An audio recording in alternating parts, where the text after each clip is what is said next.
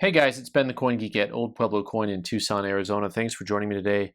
I'm really excited to share something with you today, something that I did not know existed until very, very recently, and that is money. All right, we're going to go from here. Actually, something that a little bit different. It's a pack of money, but it's also problematic. It is. Tell me about that, guys. So this is actually an exploding die pack. And it's something that I did not know existed until earlier this year. And that makes me happy. One of my favorite things about numismatics is the fact that there are so many things out there that exist that I still find that I didn't know you could buy and own. This thing just draws to mind so many cool things from the past that I've seen that I wish I owned and then I didn't own. I don't know how many of these are really available in the marketplace. This is a PCGS paper money graded as genuine. And so $20 no date, Federal Reserve note, disarmed exploding die packs. Now the Federal Reserve did not make the die packs. Another company did. This says unknown manufacturer, but also Security Pack manufactured these. You can tell by just all the stuff right on it. The only thing I don't like about these is that they've put these silly wrappers on them. So the die packs would have had probably an outer sleeve or two, a few notes on each side.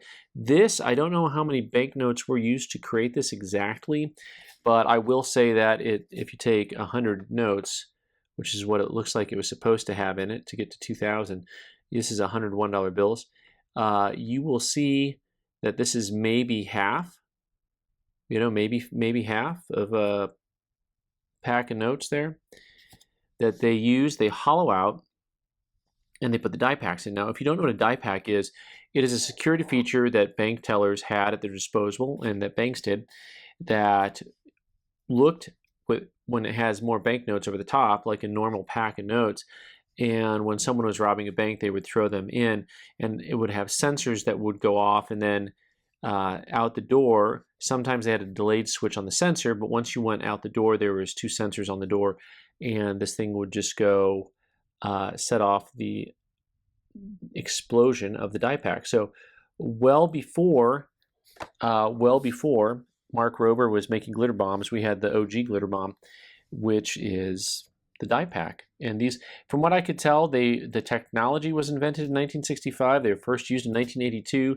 That's internet myth. I don't know if it's true or not, but that's what I got out of that. Banknotes, you don't see as many odd items like that are ugly pretty, right? So like here's a $1 bill that is ugly pretty, right? It's ugly, but it is from the SS Andrea Doria shipwreck in 1956.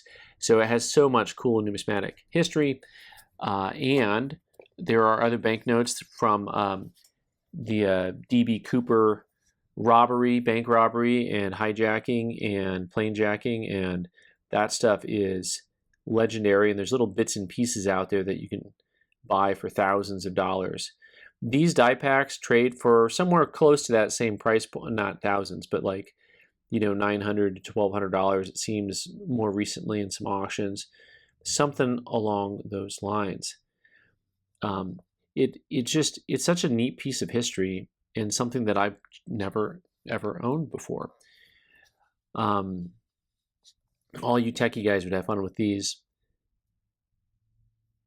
probably figuring out how they work. Of course, nowadays all of this stuff is into smaller and smaller microchips, and there's probably no need to have anything quite this substantial. But they do need to have enough room for enough powder. So my understanding is that that's a powder pack on this side.